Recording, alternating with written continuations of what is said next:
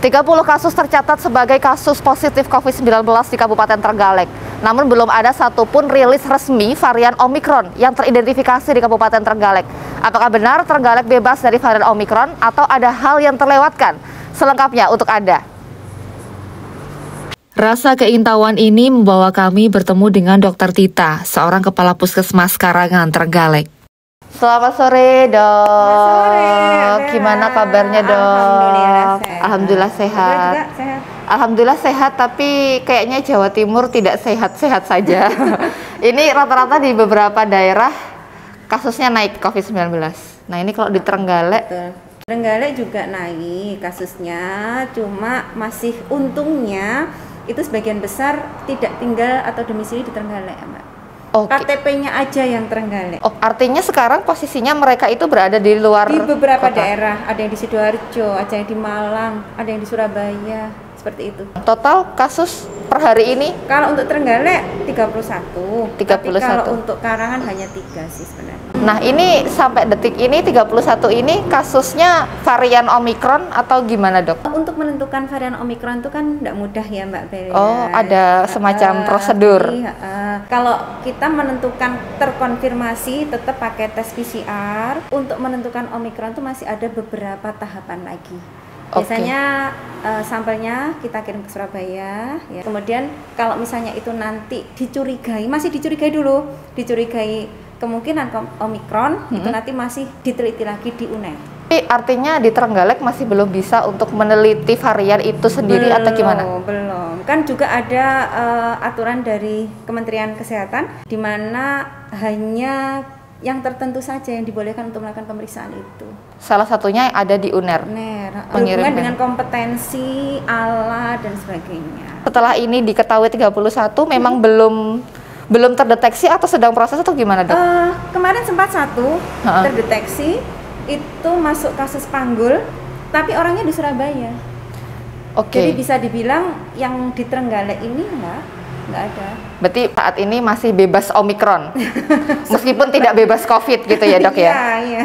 Tapi Dok, umpama Dok kayak alat tadi, baik mungkin maksudnya tadi terkait dengan kompetensi dan lain-lain. Tapi kalau misalkan ngelihat sendiri kasus di beberapa wilayah kan tinggi, apakah tidak memungkinkan jika seandainya Trenggalek itu ibaratnya kayak punya pengadaan atau bagaimana istilahnya, mungkin saya kurang bisa menyebutnya dengan tepat, gimana, Dok? Jadi ada beberapa alasan kenapa Trenggalek, tapi ini sebenarnya yang harusnya menjawab yang berwenang ya. Nanti saya akan konfirmasi, tapi nggak apa-apa, kita sharing dulu aja, Dok.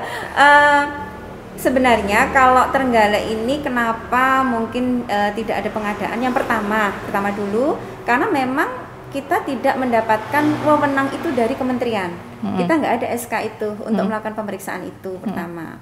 Karena apa? Tentunya dari kementerian mempertimbangkan dari sisi sarana prasarana dan kompetensi. Kita belum memiliki kompetensi yang cukup untuk itu. Kemudian yang kedua memang mahal. Mahal banget. Maksudnya mahal alatnya? Mahal semuanya. Jadi semuanya. untuk pemeriksaan itu kan membutuhkan banyak faktor ya.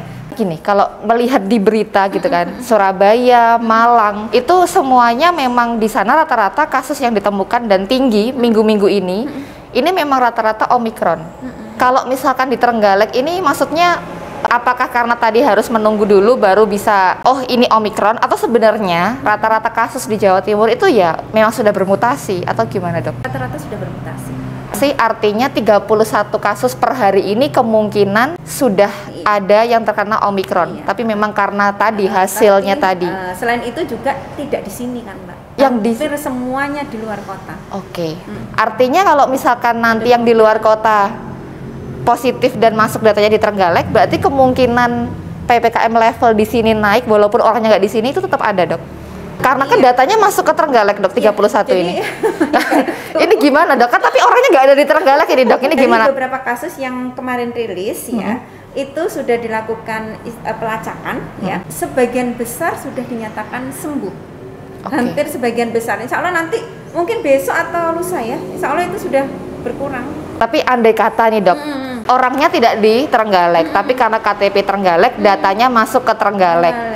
Kalau misal kita melihat kategori PPKM level 1, 2, 3, itu kan bukan melihat dari orangnya di mana, tapi kan melihatnya dari jumlahnya tadi. Artinya kalau misalkan nanti yang di luar kota positif dan masuk datanya di Trenggalek, berarti kemungkinan PPKM level di sini naik walaupun orangnya nggak di sini itu tetap ada, Dok? Atau ada di mana? Sebenarnya untuk menentukan kebijakan level itu sebenarnya juga ada pembahasan khusus dari beberapa pengambil kebijakan. Dok, per kapan, Dok? 30. Saya kemarin dengar 30, sekarang sudah 31. Ini memang sudah dalam bulan Januari Februari ini atau masih per kapan, Dok? Untuk kasus yang 31 ini? Barusan rilis hari ini. Kalau minggu-minggu kemarin masih? Ya, masih ini kayaknya naiknya baru minggu ini. Untuk melengkapi informasi, kami juga bertemu dengan Dr. Andik, Kepala Bidang UKP UKM Dinas Kesehatan setempat yang juga mengawal perkembangan kasus COVID-19 di Kabupaten Trenggalek. Ya, silakan. Permisi, Dok. Ya, gimana kabarnya? Alhamdulillah sehat, dokter juga sehat, Nggih. Ya, selamanya kita sehat ya. Amin. Tapi ini kan Jawa Timur sedang tidak terlalu sehat ya, Dok ya. Sebenarnya tidak Jawa Timur tapi Indonesia. Nasional, karena ada kenaikan kasus COVID. Trenggalek ini sebenarnya sejak beberapa terutama 1 minggu terakhir kemarin sebenarnya kasusnya tidak terlalu tinggi ya, cenderung di bawah begitu ya. Jadi tapi kita tetap harus waspada supaya kasus ini juga tidak bertambah meningkat terus ya. Per hari ini tadi rekapitulasi data sampai siang tadi, tidak semuanya ada di Trenggalek ini domisilinya, ada 16 itu yang berdomisili di luar Kabupaten Trenggalek.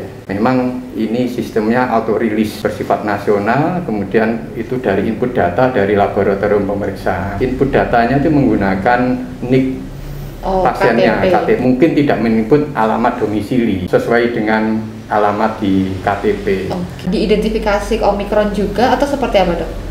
Untuk menentukan Omikron apa tidak, sebenarnya Omikron itu juga COVID, hanya variannya ya. Sehingga ini perlu pemeriksaan tindak lanjut ya, itu namanya SGTF, Gene Target Value ya. Itu dilakukan untuk menentukan probable Omikron apa tidak. Kalau memang itu positif dari SGTF, itu akan dilanjutkan dengan tes WGS. Jadi masih panjang Mbak Bella, Whole Genome Sequencing COVID-nya itu ya. Itu nanti laboratoriumnya sudah ditunjuk oleh Kemenkes, mana-mana yang bisa melakukan pemeriksaan baik SGTF ataupun WGS tadi. WGS ini butuh waktu kurang lebih 3-5 hari. Selama ini masih karena banyak spesimen sehingga tidak semua langsung dilakukan tes ini. Biasanya yang dilakukan adalah PPLN, kemudian yang nilai CT-nya di bawah 30. Diindikasikan mungkin dikhawatirkan Omikron, belum kita ketahui karena memang tidak ada tindak lanjut ke sana. Ini memang belum ditindaklanjuti, ini maksudnya memang karena tadi keterbatasan alatnya atau sedang antri atau bagaimana? Kalau ini belum ada riwayat latar belakang karena nilai CT yang di bawah 30 yang nanti akan ditindaklanjuti pemeriksaan SGTF tadi. Dok, ini kan maksudnya ini mungkin masyarakat juga bingung ya, kok ada mutasi varian baru dan lain-lain. Apakah maksudnya ketika COVID bermutasi menjadi varian Omikron ini artinya yang varian lama, yang Delta dan lain-lain itu kemudian sudah tidak ada? Jadi varian-varian yang lama itu tetap ada. Tadi, Dok, kan tadi rata-rata ada yang tidak di Trenggalek ya, Dok ya, karena dia didata berdasarkan NIK. Otomatis dia masuknya kan ke Kabupaten Trenggalek. Berarti berpotensi nanti kemudian Trenggalek ini PPKM levelnya meningkat begitu, Dok, atau bagaimana, Dok? Jadi untuk penentuan level itu kan ada tracingnya, testingnya ya, kemudian keterisian bor rumah sakit. Misalnya saat ini itu masih aman. Dari indikator dari Kemenkes kita masih aman. Kalau level-level itu penentuannya adalah Inmendagri, tambahan indikatornya adalah pencapaian vaksinasi. Sedang kita upayakan untuk percepatan vaksinasi dosis 2. Sejauh ini kesiapan mungkin dari tenaga medis, fasilitas prasarana ataupun rumah sakit umum daerah seperti apa, Dok? Jadi sebenarnya Trenggalek ini terutama 2 hari terakhir ini juga terjadi lonjakan. Kita tetap melakukan tracing, testing itu selalu terus ya. Di Puskesmas itu juga tetap melakukan. Di kabupaten kita juga sudah menyiapkan isoter di kantor Dinkes yang baru ya. Untuk yang isolasi terpaksa memang isolasi mandiri sudah kita bentuk satu wilayah Puskesmas ada dokter sebagai dokter telekonsultasi, konsultasi lewat WhatsApp. Wilayah Karangan tambahannya ada 1, untuk yang Trenggalek tadi sekitar 31-an, itu juga data bisa berubah-ubah. Pandemi belum berakhir. Jaga imun, patuhi protokol kesehatan, dan lakukan vaksinasi. Salam sehat. Salam sehat untuk semuanya.